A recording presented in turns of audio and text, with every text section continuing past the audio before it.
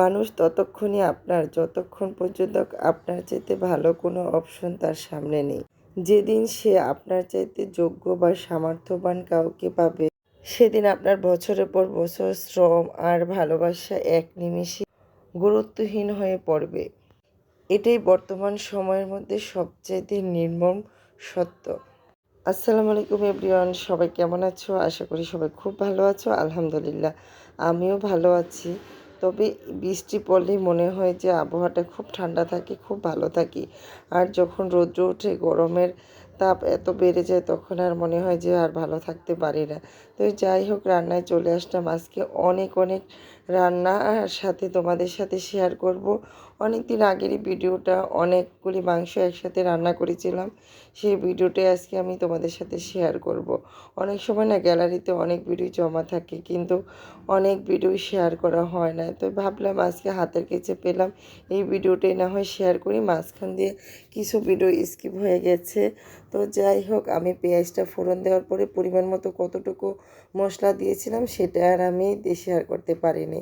তো যাই হোক, মশলাগুলি ভালো করে কষিয়ে তারপরে মাংসগুলি দিয়ে দিলাম, দিয়ে এখন সুন্দর করে কষিয়ে রান্না করব।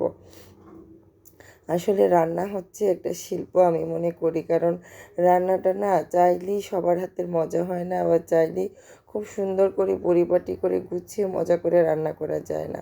সবাই তো রান্না করি, এক একজনের রান্নার ধরন এক এক রকম, আর এক একজনের হাতের রান্নাও কিন্তু খেতে এক এক রকম। কখনই কারো রান্নার সাথে কারোটা মিলে যায় না। তারপরে ফ্যামিলিগতভাবে হয় না যে মায়ের রান্না বোনেরদের রান্না সাথে অনেকটাই মিল থাকে। তো যাই হোক, রান্না করতে করতে না হঠাৎ মনে হলো যে জিরার গুঁড়া নাই। তো এক পর্যায়ে এসে আমি জিরা টেলে তারপর ব্লেন্ডারে আবার একটু গুঁড়া করে নিলাম। তারপরে গুঁড়াটা আমি দিয়ে দিলাম। কত সহজ না!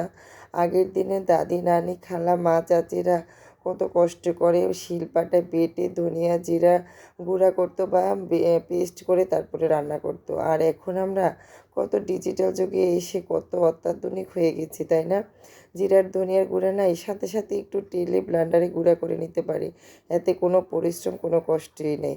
তো যাই হোক, জিরার গুঁড়াটা উপর থেকে একটু দিয়ে দিলাম। দেওয়ার পরে রান্নাটা কিন্তু কমপ্লিট হয়ে গেছে। যদিও আজকে আমি অনেক ভিডিও ক্লিপ ডিলিট হয়ে যাওয়ার কারণে তোমার সাথে ঝটপট করে একটু শেয়ার করলাম।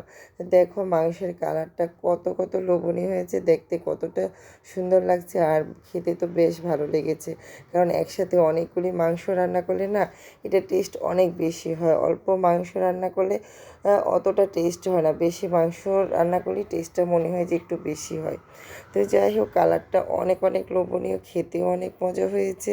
তো এটা আমরা আসলে খালি পোলাও দিয়ে খেয়েছিলাম, সাথে কোনো রোস্ট ছিল না। তো এরকম ঝাল মাংস না পোলাও দিয়ে বা গরম ভাতের সাথে খেতে কিন্তু বেশ ভালোই লাগে।